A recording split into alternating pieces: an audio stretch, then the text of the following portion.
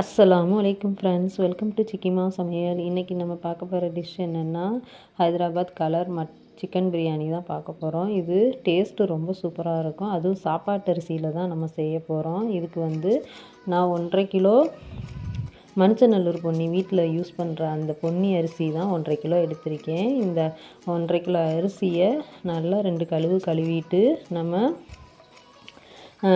வட்டால போட்டு வேக வச்சு கரெக்டான உப்பு போட்டு வேக வச்சு 80% வெந்ததுக்கப்புறம் நான் வடித்து இப்படி இது போல் 2-3 சட்டியில் போட்டு ஆற வச்சுருக்கேன். இப்படி உதிரியாக பொலன்னு இருக்கணும். அப்போ தான் சோறு குலையாமல் சூப்பராக இருக்கும் ஃப்ரெண்ட்ஸ். இது மஞ்சநல்லூர் பொன்னி அரிசி, அதனால் உங்களுக்கு எந்த மாதிரி அரிசி இருக்கோ அதுக்கு தகுந்த மாதிரி நீங்கள் இது பண்ணிக்கோங்க, வடித்து வச்சுக்கோங்க. இப்போ அதே வட்டாலேயே நான் 200 ml அளவுக்கு எண்ணெய் ஊற்றிருக்கேன், ரீஃபைண்ட் ஆயிலு. இப்போ நீல வாக்கில் கட் பண்ண 400 கிராம் வெங்காயத்தை இதில் சேர்த்துக்கிறேன். சேர்த்துட்டு நம்ம பொன்னிறம் ஆகிற வரைக்கும் வெயிட் பண்ணுவோம். இப்போ அது நல்லா பொன்னிறம் ஆனதும் தக்காளி பழம் 350 கிராம் சேர்த்துருக்கேன். 350 கிராம் சேர்த்துட்டு நம்ம தக்காளியை போட்டு 2 அளவுக்கு பொன்னிறம் ஆனதுக்கப்புறம் தக்காளியை போட்டு 2 கிண்டி நம்ம அதுக்கப்புறம் மிளகாத்தூளை இதுலேயே சேர்த்துக்கிடுவோம். தக்காளியை ஓரமாக தள்ளி விட்டு அந்த எண்ணெயில் மிளகாத்தூள் சேர்த்துக்கிறலாம். இப்போ இதுக்கு கிரேவிக்கு தேவையான எல்லா உப்பும் நான் இதுலேயே சேர்த்துக்கிறேன். சோத்துக்கு நம்ம போட்டிருக்கோம், அதனால் கிரேவிக்கு மட்டும்தான் நீங்கள் கரெக்டாக பார்த்து சேர்த்துக்கோங்க. இப்போ 2 ஸ்பூன் மிளகாத்தூள் நான் சேர்த்துருக்கேன். சேர்த்து எண்ணெயிலேயே வதக்கி விட்டுட்டு இப்போ மொத்தமாக கலக்கிக்கிறலாம். இப்போ 1/2 ஸ்பூன் மஞ்சத்தூளும் நான் சேர்த்துக்கிறேன்.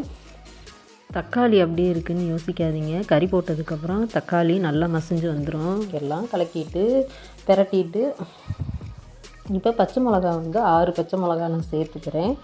6 பச்சை மிளகா சேர்த்து அதையும் லைட்டாக கிண்டி விட்டுட்டு நம்ம அடுத்து புதினா, கொத்தமல்லி, இஞ்சி பூண்டு பேஸ்ட்டு எல்லாம் சேர்த்துக்கிறலாம். இஞ்சி பூண்டு பேஸ்ட்டு பூண்டு 100 கிராம், இஞ்சி 50 கிராம்ன்ற அளவில் நான் அரைச்சி இப்போ இதில் சேர்த்துருக்கேன். வலுவலுன்னு அரைச்சி இப்போ இதையும் நல்லா ஒரு 3 நிமிஷம் வரைக்கும் நம்ம பச்சை ஸ்மெல் போகிற வரைக்கும் கிண்டிக்கிறலாம். கிண்டிட்டு இப்போ இதில் 3 ஸ்பூன் அளவுக்கு பிரியாணி மசாலா பொடி, அதாவது ஏலக்காய் கிராம்பு பொடி தான் நான் சேர்த்துருக்கேன். சேர்த்து அதையும் ஒரு நிமிஷம் அளவுக்கு கிண்டிட்டு அதுக்கப்புறம் நம்ம புதினா, கொத்தமல்லி 2 சேர்ந்து ஒரு கைப்பிடி அளவு சேர்த்துருக்கேன். அதையும் லைட்டாக கிண்டி விட்டுட்டு நம்ம கழுவின கறியை 1.25 கிலோ கறியை நான் சேர்த்துருக்கேன்.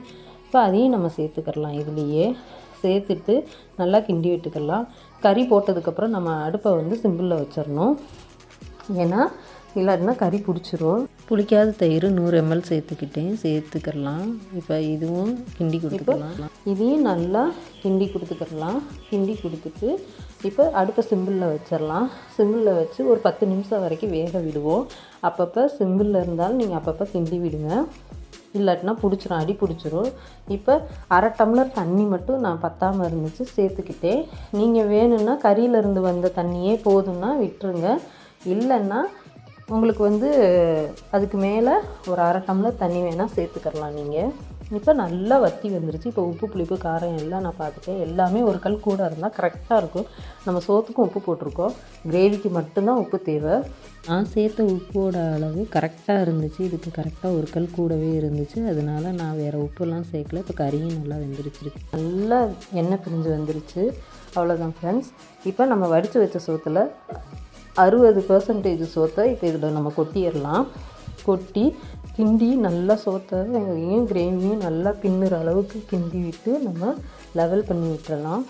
அதுக்கப்புறம் ஒரு 35% சோத்தை நம்ம மேலாப்பில் கொட்டிட்டு மீடியம் சைஸ் லெமன் நம்ம எடுத்து கட் பண்ணி புழிஞ்சிட்டு அதில் ஃபுட் கலர் கொஞ்சோன்னு ஒரு 2 முட்டைக்கு போடுற உப்பு அளவுக்கு நம்ம கலந்து இப்போ அந்த கொட்டையை எதுவும் இல்லாமல் நம்ம எடுத்துட்டு நம்ம அதையும் இப்போ இதில் மேலாப்பில் ஊற்றி விட்டுறலாம். ஊற்றி விட்டுட்டு அப்புறம் வெறும் 5% சோறு இருக்குல்ல, அதையும் மேலாப்பில் சும்மா வெறும் வெள்ளையாகவே போட்டு விட்டுறலாம்.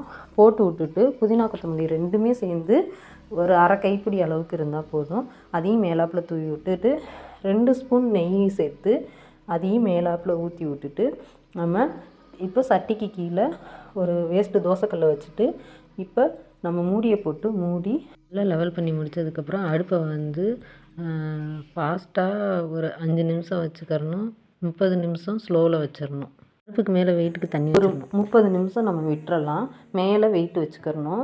இப்போ நம்ம சோறு, அதாவது இது எங்கள் அரிசிக்கு கரெக்டாக இருக்கும். உங்கள் அரிசிக்கு நீங்கள் எப்படியோ அதுக்கு தகுந்த மாதிரி நீங்கள் தம்முக்கு விட்டுக்கோங்க. இப்போ நம்ம 30 நிமிஷம் 35 நிமிஷம் கழித்து நம்ம இப்போ பிரியாணியை உடைக்கலாம். எப்படி வந்திருக்குன்னு பாருங்கள் ஃப்ரெண்ட்ஸ். சோறு அப்படியே பொல பொலன்னு உதிரி உதிரியாக சூப்பராக இருக்குது. இது வந்து நம்ம நார்மல் பிரியாணி கூட சாப்பிடும்போது திகட்டும். இது நம்ம எவ்வளோ சாப்பிட்டாலும் திகட்டவே திகட்டாது. ஏன்னா காரணம் இந்த அரிசின்றனால, வீட்டு சாப்பாட்டு அரிசின்றனால ரொம்ப சூப்பராக இருக்குது. இதுபோல் நீங்களும் ஒரு வாட்டி உங்கள் வீட்டில் செஞ்சு சாப்பிட்டு பார்த்துட்டு எப்படி வந்துச்சுன்றதை கமெண்ட் பண்ணுங்கள்.